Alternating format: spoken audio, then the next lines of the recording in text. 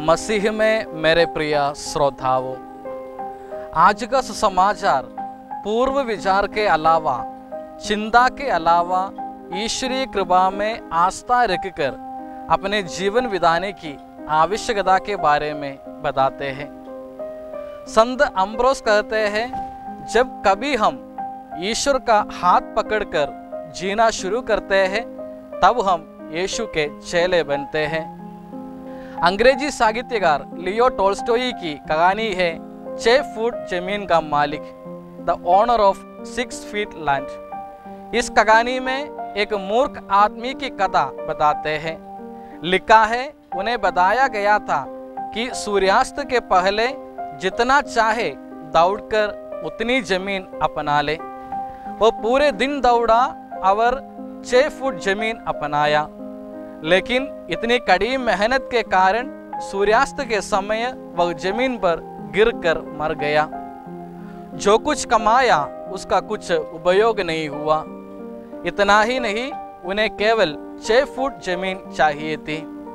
हाँ मेरे श्रोताओं, सभी पाप का मूल कारण मानव की इच्छा है, डिजायर है। इसलिए जितना ईश्वर हमें देते हैं उसे स्वीकार कर आनंदमय जीवन बिताने के लिए हम प्रयास करें। हमारा आध्यात्मिक जीवन का नाश अथवा पतन किस प्रकार और कैसे होता है, इसके बारे में भी हम मनन चिंतन करें। हमारा आध्यात्मिक जीवन कमजोर होने का पहला कारण यह है कि हम अपने जीवन में ईश्वर को प्रथम स्थान नहीं देते। जीवन में प्रायोरिटी डिसाइड करने में हमें गलती होती है। वचन कहता है कि जीवन भोजन के लिए नहीं बल्कि भोजन जीवन के लिए है।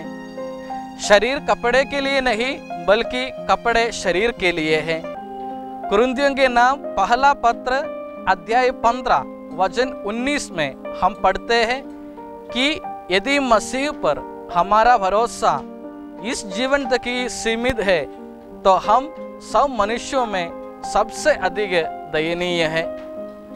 हमें सोचना चाहिए कि अपने सृष्टिकर्ता को क्या मैं प्रथम स्थान देता हूँ अथवा अपने जरूरतों को पूरा करने का एक मिशन समझता हूँ। दूसरा कारण यह है कि हम खुद अपने ऊपर निर्भर होते हैं, आश्रित रखते हैं। जब मेडिकल साइंस अथवा डॉक्टर लोग ना बोलकर हाथ पलटाते हैं तब इलाज के लिए हम ईश्वर की ओर दौड़ते हैं। हम सोचे, क्या हम ईश्वर पर निर्भर रहते हैं अथवा अपने आप पर या शक्ति पर? तीसरा कारण यह है कि हम ईश्वर में आस्था रखकर जीवन बिताने में पीछे हटते हैं। हमें मालूम है कि ईश्वर हमारे प्रेमी पिता है, वह हमें प्यार करता है, संभालता है। फिर भी कभी कभी उस ईश्वर में भरोसा रखकर जीवन बिताने के लिए मैं और आप पराजित होते हैं। तो आइए मेरे प्यारे श्रोताओं, हम अपने जीवन में ईश्वर को प्रथम स्थान देने के लिए और ईश्वर पर आस्था रखकर उसके हाथ पकड़कर आगे बढ़ने के लिए कोशिश करें। करुणामय ईश्वर हम सबको आशीष दे। आमीन।